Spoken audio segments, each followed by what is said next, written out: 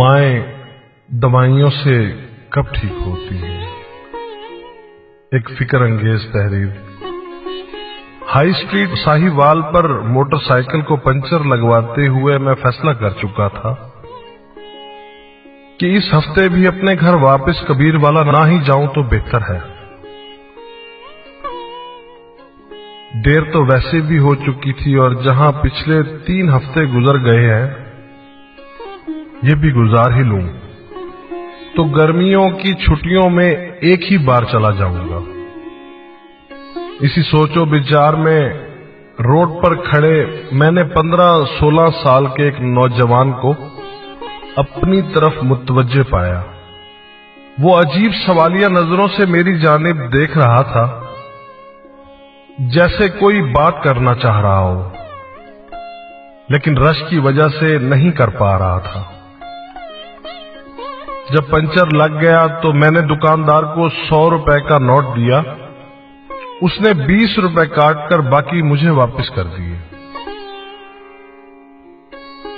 मैं मोटरसाइकिल पर सवार होकर जो ही वापस शहर की तरफ मुड़ने लगा तो वो लड़का जल्दी से मेरे पास आकर कहने लगा, भाईजान, मैं घर से मजदूरी करने आया था, आज दिहाड़ी नहीं लगी, आप मुझे वापसी का किराया 20 रुपए दे दें। मैंने उचटती सी निगाह उस पर डाली। सादा सा लिबास, माथे पर तेल से चिपके हुए बाल, पांव में सीमेंट भरा जूता, मुझे वो सच्चा लगा। मैंने 20 रुपए निकालकर उसके हाथ पर रख दिए। वो शुक्रिया अदा करके चलने लगा तो न जाने मेरे दिल में क्या ख्याल आया। मैंने कहा, सुनो, तुम्हें दिहाड़ी कितनी मिलती है? उसके जवाब देने से पहले ही मैंने बाकी के 60 रुपए भी उसकी तरफ बढ़ा दिए। हिचकिचाते हुए पीछे हटा और कहने लगा, नहीं भाईजान, मेरा घर मंडाली शरीफ है, मैं पैदल भी जा सकता था, लेकिन कल से माँ जी की तबीयत ठीक नहीं, ऊपर से दिहाड़ी भी नहीं लगी। सोचा आज जल्दी जाकर माँ जी की खिदमत कर लूंगा। मैंने कहा, अच्छा ये पैसे ले लो, माँ जी के लिए दवाई ले जाना। वो कहने लगा, दवाई तो मैं कल ही ले गया था, आज मैं सारा दिन माँ जी के पास रहूंगा तो वो खुद ही ठीक हो जाएगी। माएं दवाइयों से कहां ठीक होती हैं बाबूजी? मैंने हैरान होकर पूछा, तुम्हारा नाम क्या है?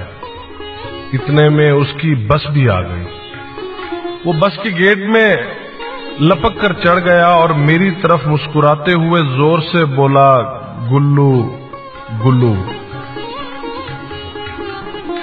गुल्लू की बस चल पड़ी, लेकिन गुल्लू के वापस किए हुए 60 रुपए मेरी हथेली पर पड़े हुए थे। मैं हाई स्ट्रीट के रश में खुद को यकदम बहुत अकेला महसूस करने लगा। कुछ सोचकर मैंने मोटरसाइकिल का रुख रेलवे स्टेशन की तरफ मोड़ दिया।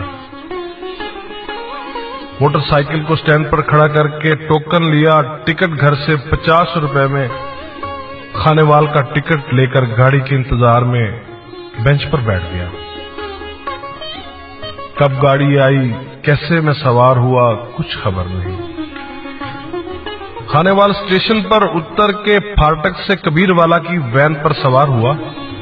आखिरी बचे हुए 10 रुपए किराया देकर जब शाम ढले अपने घर के दरवाजे से अंदर दाखिल हुआ तो सामने सहन में चारपाई पर अम्मी जान सर पर कपड़ा बांधे नींद दराज थी। मेरा बड़ा भाई दवाई के चम्मच भरकर उन्हें पिला रहा था। मुझे देखते ही अम्मी जान उठकर खड़ी हुई, ऊंची आवाज में कहने लगी, ओ मेरा पुत्र खैर से घर आ गया है, अब मैं बिल्कुल ठीक हूं।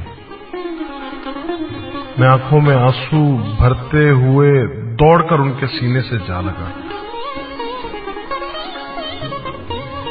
बस के गेट में खड़े गुल्लू का मुस्कुराता हुआ चेहरा यकदम मेरी निगाहों के सामने आ गया।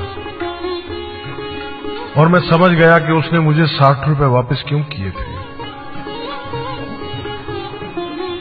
चिराग लेके कोई रास्ते में बैठा था।